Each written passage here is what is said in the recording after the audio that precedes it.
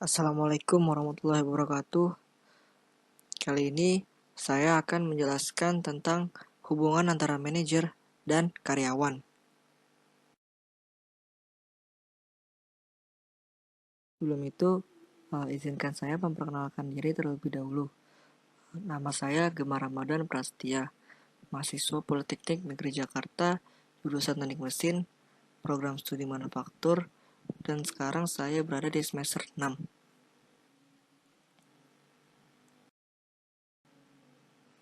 Sebenarnya hubungan antara manajer dan karyawan itu penting gak sih? Nah, sebelum itu kita cari tahu dulu yuk apa itu manajer dan karyawan. Manajer adalah seseorang yang memiliki tanggung jawab yang besar untuk seluruh bagian pada suatu perusahaan.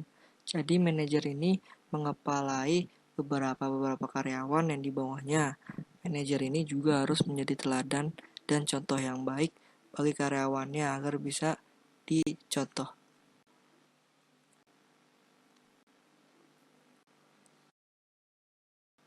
Lalu karyawan. Karyawan ini adalah setiap orang yang memberikan jasa kepada perusahaan, yang mana dari jasa tersebut karyawan akan mendapatkan balas jasa berupa gaji dan kompensasi-kompensasi lainnya. Masih hubungan antara manajer dan karyawan penting gak sih?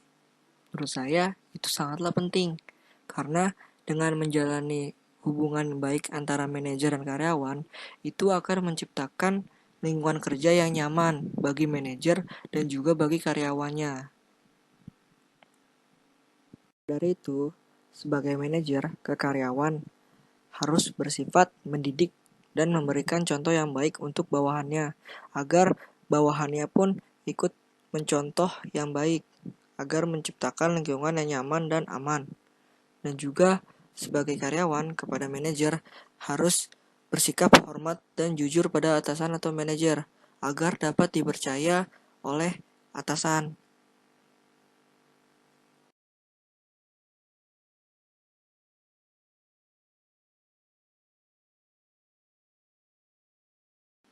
Dapatkan kepercayaan karyawan Anda dengan menunjukkan bahwa Anda mempercayainya. Ini bisa dibilang saat Anda menjadi manajer. Jika kalian ingin mendapatkan kepercayaan karyawan Anda, kalian harus menunjukkan bahwa kalian itu mempercayai karyawan Anda. Dari situ akan terbentuklah suatu hubungan yang baik antara karyawan dan manajer yang akan menciptakan lingkungan kerja yang nyaman. Lalu bagaimana sih cara menjaga hubungan baiknya? Nah, di sini saya ada 8 cara untuk menjaga hubungan baik antara manajer dengan karyawan. Yang pertama, kebijakan yang transparan. Kebijakan yang transparan ini maksudnya adalah perusahaan ini mau membuka diri, menerima ide dan pendapat dari karyawan mengenai beberapa hal tertentu. Bahkan Anda sebagai manajer juga bisa membuat kebijakan yang memungkinkan karyawan untuk mengajukan komplain mengenai sesuatu. Nah, selain membuat karyawan merasa dihargai, untuk menjalin hubungan dengan karyawan juga memungkinkan perusahaan mendapatkan ide dan pendapat baru yang mungkin saja tidak pernah terpikirkan sebelumnya. Perusahaan juga bisa mengetahui kendala apa saja sih yang sedang dihadapi oleh karyawannya. Nah, yang kedua ini berkomunikasi dengan baik. Untuk bisa menjalin hubungan dengan karyawan, pastikan karyawanmu mengetahui bahwa Anda sebagai atasan bersedia melakukan komunikasi dengan baik dalam kesempatan apapun. Baik itu komunikasi langsung dalam meeting, melalui email atau telepon. Dan juga sebagai manajer jangan hanya mementingkan pekerjaan Anda tanpa menulikan karyawan Anda. Motivasi kerjalah karyawan Anda akan karyawan Anda lebih semangat bekerja. Nah, yang ketiga, luangkan waktu untuk karyawan. Bertemu dengan karyawan tidak cukup hanya melalui meeting atau keperluan kantor saja, melainkan berupayalah untuk menyediakan waktu sebanyak atau sebisa mungkin dengan karyawan untuk menjalin hubungan baik. Nah, pastikan nih Anda hadir sebagai karyawan dalam keadaan susah maupun duka. Contoh kecilnya yang mulai dilakukan adalah makan siang bersama, ikut merayakan ulang tahun karyawan, menjenguk karyawan yang sakit, dan sebagainya. Yang keempat, bersikap adil kepada karyawan. Nah, ini salah satu penyebab ketidakpuasan karyawan adalah perlakuan tidak adil dari perusahaan atau manajer. Nah, dapat dikatakan bahwa biasanya atasan memiliki staf atau bawahan favorit mereka sehingga karyawan lain merasa diperlakukan secara tidak adil. Nah, hubungan Anda akan terjalin dengan baik jika bersikap adil kepada semua karyawan tanpa terkecuali untuk memberikan motivasi kerja ke karyawan. Jangan memiliki harapan yang sama dari setiap karyawan, karena tentu saja setiap orang memiliki kekurangan dan kelebihan masing-masing. Pada dasarnya, Anda harus bersikap positif kepada semua karyawan. Nah, yang kelima, tetapkan tujuan yang jelas dan masuk akal.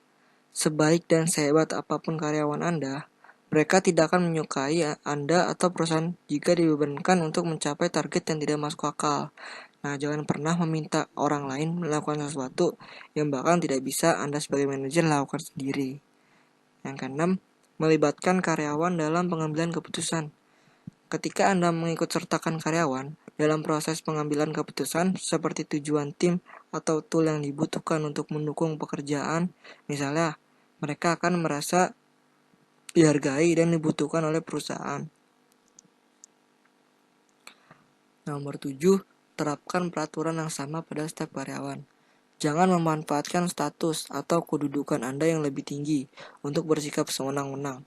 Nah, ikuti peraturan perusahaan yang sudah ditetapkan layaknya karyawan lain. Atau dengan kata lain, jangan membuat pengecualian untuk diri Anda sebagai manajer. Yang terakhir, kejujuran selalu berikan hasil yang terbaik. Ingat, terakhir, kejujuran adalah hal utama dalam setiap pekerjaan. Ketika Anda berbohong kepada karyawan, maka Anda menghancurkan kepercayaan mereka, yang kemudian berakibat rusaknya hubungan kedua belah pihak. Walaupun berkata jujur tidak selalu mudah, namun karyawan akan menghargai setiap hal yang Anda ungkapkan tersebut. Jadi konflik antara manajer dan karyawan, ini adalah 6 langkah untuk menyelesaikan masalah antara manajer dan karyawan.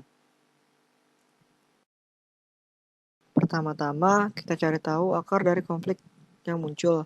Ini tuh inti masalahnya di mana. Dan kedua, fokus terhadap masalah bukan pribadi. Dalam pembicaraan masalah, penyelesaian masalah, tidak boleh sampai keluar jalur dari pembahasan. Ketiga, bicarakan secara personal.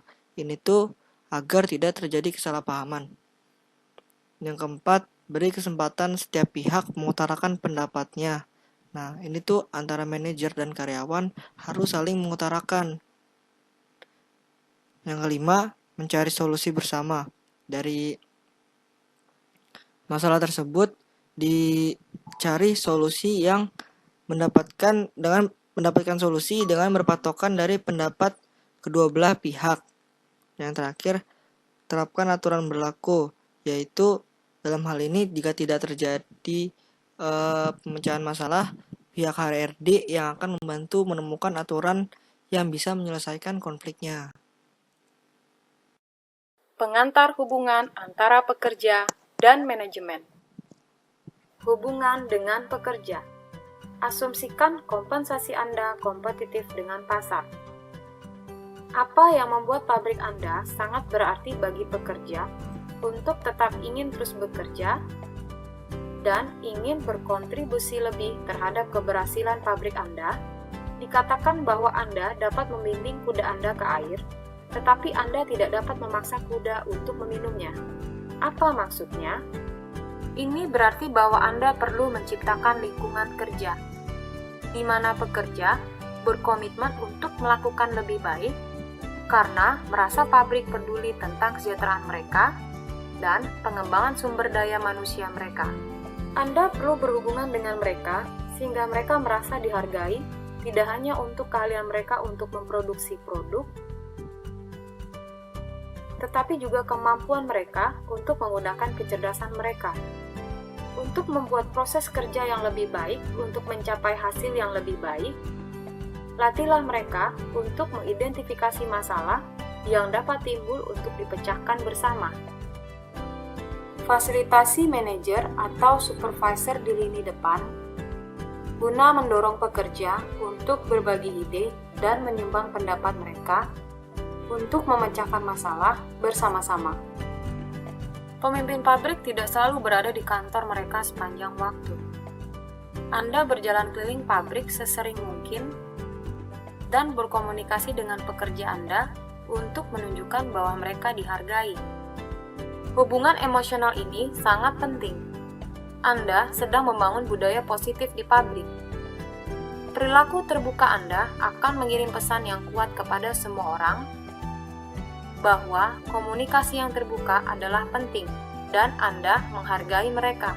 Bagaimanapun, pekerja adalah orang-orang yang membuat produk Anda, sehingga Anda benar-benar bergantung pada kontribusi mereka untuk menjadi pabrik yang sukses.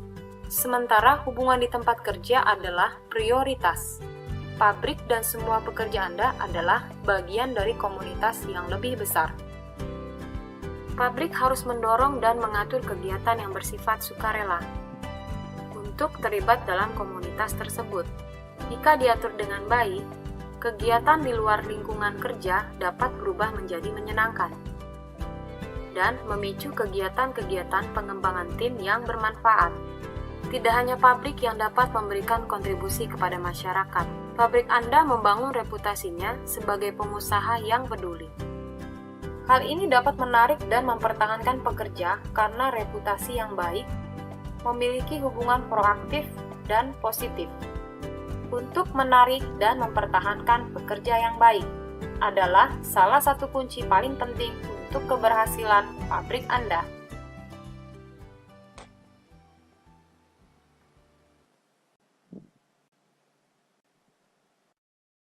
Terima kasih atas perhatiannya. Kurang lebihnya mohon maaf.